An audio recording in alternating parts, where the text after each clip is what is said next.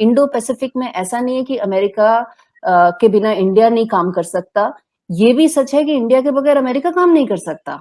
कौन सी टेरिटरी है Indo Pacific में अमेरिका के पास? कुछ नहीं है। उनके पास एक ले दे के गुआम का एक छोटा सा बेस है बहुत दूर, जिससे कुछ नहीं हो सकता। तो इसलिए इंडिया की जरूरत अमेरिका को भी है। चाइना के पास ना वो नेवल कैपेबिलिटी है और ना ही जो है वो मल्टी डिविजनल फोर्स कैपेबिलिटी है। स्ट्रेटेजिक लेवल के ऊपर उसकी वो कैपेबिलिटी नहीं है इस वक्त जो होनी चाहिए threat whether in the Himalayas और in the Indian Ocean. China can not compete with India. वो जो इन्वेस्टमेंट की परिभाषा है ना, वो दुनिया में एक है और चाइनीज की एक है। चाइनीज कहते हैं कि हम चेक काट के देंगे, बदले में तो हम सब कुछ ले लेंगे आपसे, मायने ले लेंगे, आपके पोर्ट ले लेंगे, एयरपोर्ट ले लेंगे, औरतें तक ले लेंगे, गधे तक ले लेंगे। अभी जो कल आपके वो जो एम्बेसडर है, आई थिंक उनकी मुलाकात हुई है मित्तल साहब की स्टैनिक्साई से।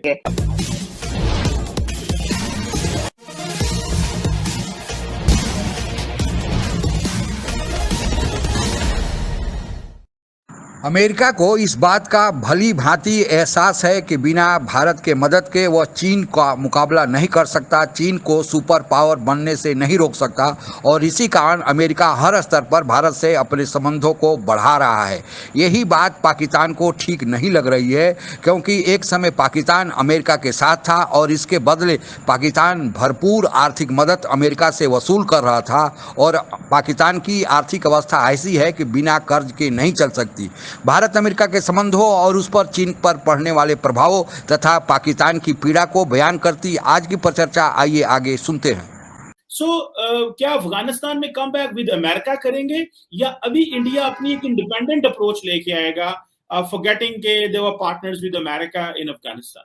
अमेरिका और इंडिया के क्लोज होते हुए संबंध को लेके ये सही है कि पिछले कुछ सालों में करीब पिछले मुझे लगता है 7-8 सालों में काफी क्लोजनेस आई है इंडिया और अमेरिका के ताल्लुकात को लेके, और ये 2-3 बड़ी कारणों की वजह से आई। एक तो ये कि दोनों को रियलाइज हुआ है कि चीन से लड़ने के लिए हमें एक साथ आना पड़ेगा।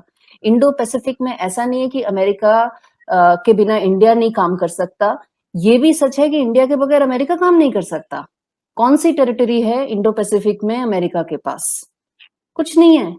उनके पास एक ले दे के गुआम का एक छोटा सा बेस है बहुत दूर, जिससे कुछ नहीं हो सकता। तो इसलिए इंडिया की जरूरत अमेरिका को भी है कि China has yet to demonstrate कि वो मल्टी डिविजनल फोर्स किसी जगह पे तैनात कर सकता है। उसने आज तक नहीं की है कहीं पे भी।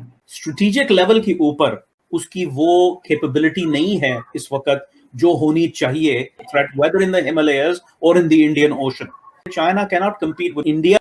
चाइना के पास ना वो नेवल कैपेबिलिटी है और ना ही जो है वो मल्टी डिविजनल फोर्स कैपेबिलिटी है। क्योंकि अगर चीन अगर जो अफगानिस्तान की जो केओस है वो पाकिस्तान में स्पिल ओवर होती है तो सीपैक कॉरिडोर को असरअंदाज होगी और वो चीन के हक में नहीं है। इस सब चीज के लिए ब्लू वाटर नेविगेशन कैपेबिलिटी की जरूरत है जो चाइनीज रेजिम के पास नहीं है।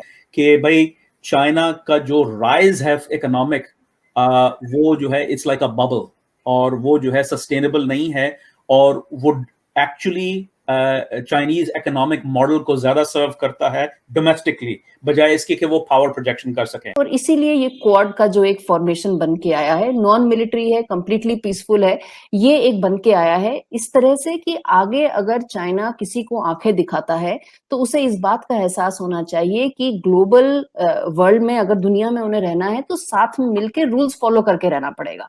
अब आखिरी बात आपने बोली कि इंडिया अमेरिका का रिलेशन अफगानिस्तान में, ये सही है कि अमेरिका का जो अफगानिस्तान में रुख रहा, रवैया रहा और जिस तरह से उन्होंने जल्दीबाजी में बिल्कुल निकल के गए, वो बहुत गलत बात है। इसलिए नहीं कि सिर्फ इंडिया का इंटरेस्ट हार्म हुए हैं, जिन कंट्रीज के बूट्स ऑन ग्राउंड हैं उनको तो और भी ज्यादा इंपैक्ट हुआ है। यूएस और यूके के बीच में कितनी लड़ाइयां चल रही हैं इसलिए पिछले 4 दिन से, आपको पता है।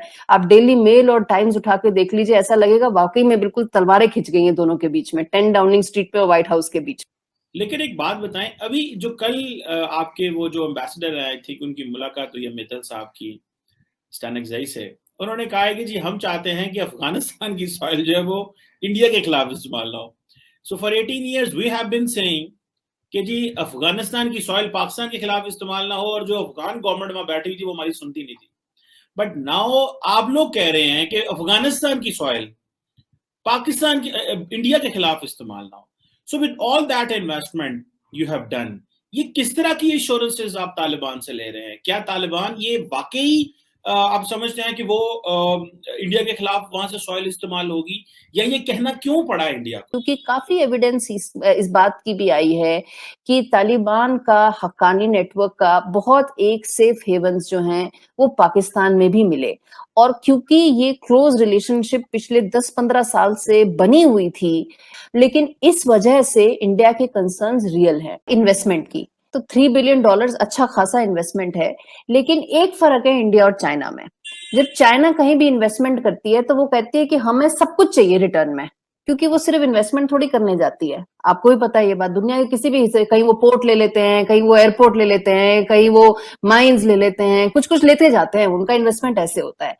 वो इन्वेस्टमेंट नहीं होता, वो तो क्विड प्रो को डील्स होती है। बहरहाल इंडिया का ऐसा नहीं है, उन्होंने जो इन्वेस्टमेंट किया वो गुड फेथ में किया, कहीं भी ये नहीं कहा कि हम इससे ये वापस एक्सट्रैक्ट करना चाहते हैं। गुड फेथ में पार्लियामेंट बनाई, ये थोड़ी कि उससे कुछ उनको क्विड प्रो को चाहिए था। जो डैम्स बनाए इसलिए थोड़ी बनाए कि उससे हमको कुछ रिटर्न में चाहिए। तो गुडविल और गुड फेथ के लिए बनाए जा रहे थे, और रिलेशनशिप बढ़िया बने, आगे उससे मजबूत हुए, इसलिए बनाए जा रहे थे।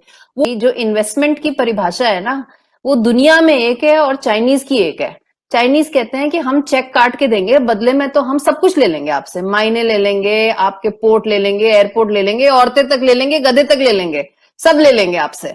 बट ये इंडिया नहीं कहता। इंडिया का इन्वेस्टमेंट जो है, अगर आप बोले सॉफ्ट पावर पे भी है, तो सॉफ्ट पावर पे अकेले इंडिया ने थोड़ी इन्वेस्ट किया है, दुनिया ने इन्वेस्ट किया अफगानिस्तान में। तो सबने इसलिए थोड़ी इन्वेस्ट किया कि वो वापस में जाके सारा जो बिलियंस और ट्रिलियंस ऑफ डॉलर्स की जो मिनरल्स है वो सारी वापस ले जाएंगे अपने साथ, ऐसा नहीं है।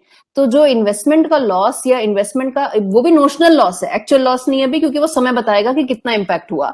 वो अगर नोशनल इंपैक्ट भी बोले तो वो दुनिया के लिए हुआ है, सिर्फ इंडिया के लिए थोड़ी हुआ है।